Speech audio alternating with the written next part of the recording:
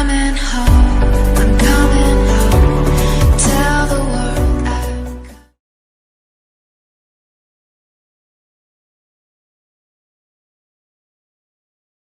I was born in Matadi in 1991. I was the fourth child of 8. There were 5 of us, boys and 2 girls. We would have water fight and play games outdoors, especially football. My father was a pastor. Church was a regular African church service. We would sing, pray, and my father would deliver a sermon.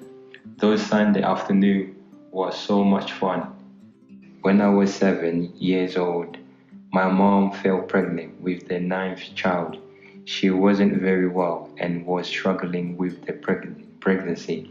She went to Kinshasa for sport, but sadly passed away in 1996, and the baby didn't make it. I was only 5 years old. Before my mom passed away, she asked one of her brothers, who were both in the UK, to please take care of one of her children. About a year later, my father took me to my mother's sister, Auntie Keisha. I started spending time with her, as I would be moving to England with her. My one instruction was to never let anyone know my aunt and uncle were not my parents. A few months later, I left my family and flew to the UK.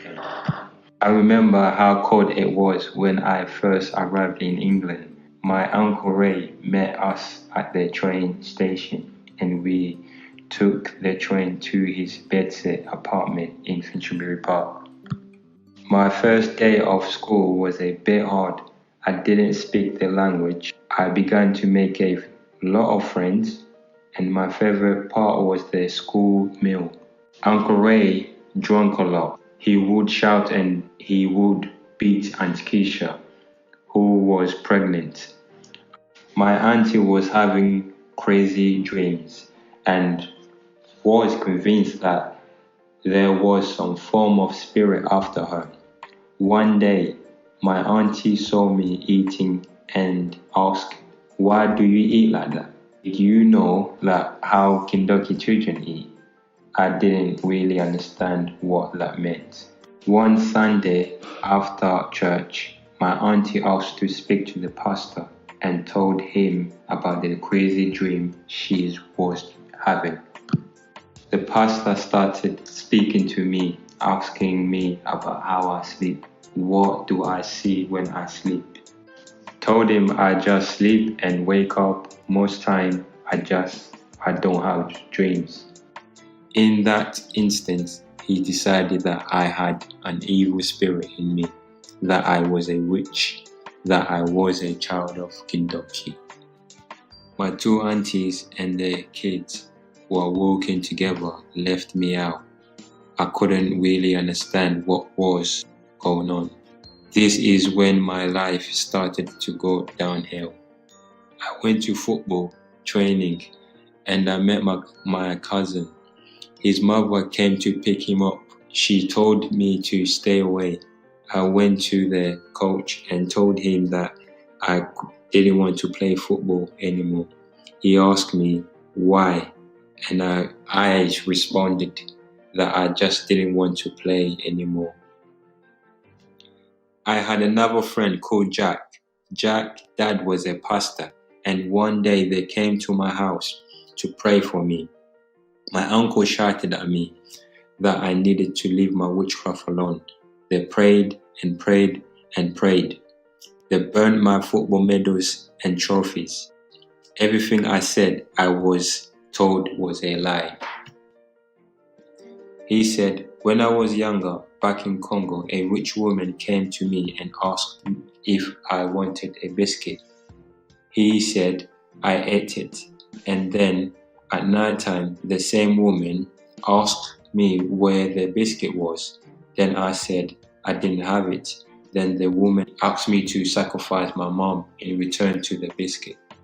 Those people don't believe that if your mom dies, this just happened. They would say it is the kids doing this. The kids are saying they are innocent, but nobody believed them. I remember one day I was playing in the park with a friend. My auntie came down to where I was playing. She said she had a dream about being murdered. She thought it was me who killed her. In her dream, she started shouting, "You are not going to kill me. You are not going to succeed." Then she started telling my friends they shouldn't play with me because I killed my own mom and I was trying to kill their whole family. She sent me home. When my auntie got home, she actually threatened me with a knife, saying, "If I have any dream from you, I will kill you." I had stopped defending myself against them. There were too many accusing me. Anything they accused me of, I would just say, okay. Auntie Keisha went to my school to see if she could get permission for me to go to Congo for an deliverance. She told them she believed I was bewitched by a woman. She told the school she did not want me to have Kindoki. She wanted the spirit driven out. Staff at the school contacted social service and expressed their concern. Social service decided that it would be dangerous for me to go there for an deliverance. I was finding everything I was going through very difficult to handle. I believed I had Kindoki. I told social service that if I killed myself, I would be protecting my family. Things have got so bad at home. I planned to commit suicide, but my auntie contacted the police. I remember the police officer saying I was wasting their time. I don't think they knew what they had just done to save me. I remember that night my uncle came into my room, shouted at me. He was drunk. I was scared of him. Even at night, if I had to pee, I would pee in a bowl and pour it on the carpet so I wouldn't have to leave the room and face my uncle. I didn't want to stay in the house anymore.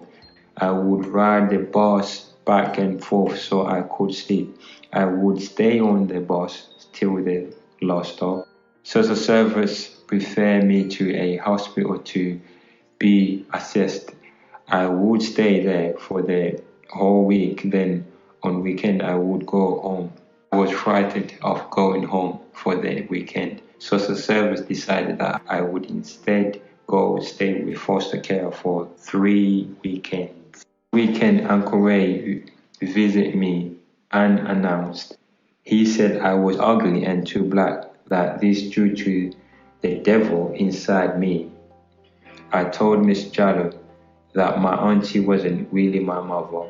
They now understood why I was being treated the way I was. So the service asked me what I would like to do at this stage, and after a final meeting, the local authorities, they made a decision to keep me in foster care for the remainder of my childhood.